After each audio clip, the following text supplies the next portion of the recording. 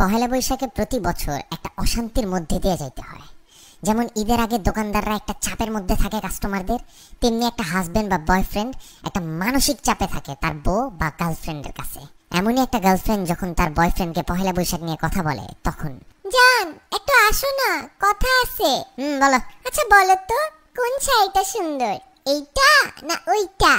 একটা কিনলেই হয় জান, ব্যাপার না, দুইটাই তো সুন্দর। না একটা বলো, কোনটা সুন্দর, এইটা না ওইটা?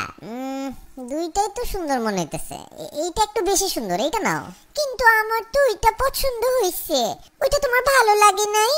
বাবু একটু কাজ করতেছি বাবু, সারাদিন কাজ করছি, এখনো কাজ করতেছি, আমার মাথায় তো কাজ নিয়ে একটা টেনশনের মধ্যে থাকে না, দেখতেছো না?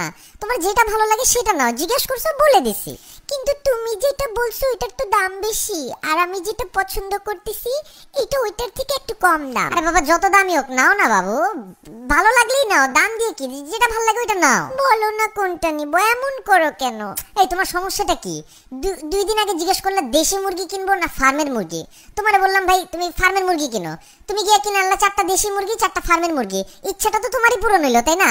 তারপর জিজ্ঞেস করলা লাল শাক কিনবো না পালং শাক কিনবো, ভয়ের চোটে কোনো কথাই বলি নাই, কিনে আনলা লাল শাক, যদি বলতাম পালং শাক তাহলে দুইটাই কিনে আনতা। আজকে আবার শুরু করলা শাড়ি নিয়ে, পাইছোটা কি আমারে তুমি? ও মা, একটা শাড়ি কিনবো তোমার জন্য, সাজবো তোমার জন্য, একটু সুন্দর হব, একটা পয়লা বৈশাখের একটা ফিলিংস আছে না, একটা ঝাঁকানাকা আছে না, সেটাও কি জিজ্ঞেস করলে দোষ? কথা তো একটা শাড়ি পর্যন্ত লিমিট থাকতেছে না। আমি কি তোমারে কোনোদিন জিজ্ঞেসি জান কোন জিন্স পরবো, কালো না নীল?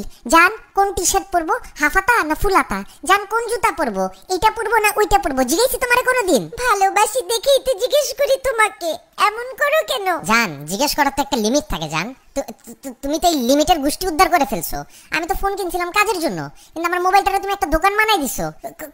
কোনোদিন যদি আমার ফোন চেক করো মনে করবা অন্য মেয়েরা পিক পাঠাইছে, ওইটা নিয়েও একটা গ্যাঞ্জাম শুরু করবা, এটা কে পাঠাইছে, এটা কবে পাঠাইছে, না আমি তো পাঠাই নাই।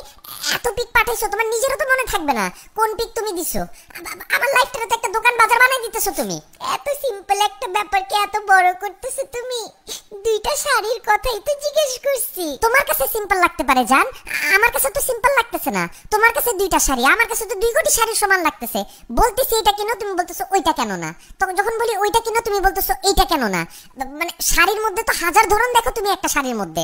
তোমাদের মেয়েদের মতন তো এত নিখুঁত চোখ আল্লাহ আমাকে দেয় নাই। তোমার কারণে প্রতিদিন একটা আতঙ্কে আমি বাস করতেছি। এমনি বলতেছো কে? আমি কি এতই খারাপ?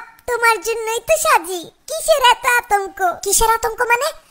পয়লা বৈশাখ কেবল যাইতেছে, রমজান শুরু হবে, এরপর আসবে ঈদ। আমি যদি আজকে পরকিয়া করতাম এত আতঙ্কে থাকতাম না যতটা তোমার প্রশ্নের আতঙ্কে থাকতো আমার। প্রত্যেক দিন একটা নতুন আতঙ্ক নিয়ে আসো। তোমার পায়ে পড়ি যান, তোমার যেই শাড়ি পছন্দ সেই শাড়ি কিনো। তুমি কলা পাতা প্যাচাও যদি পরো আমার কাছে ওইটাও সুন্দর লাগবে। দূর একটা ফালতু, তুমি যাও তো, মুডটাই নষ্ট করে দিলা, অসভ্য কথাকার।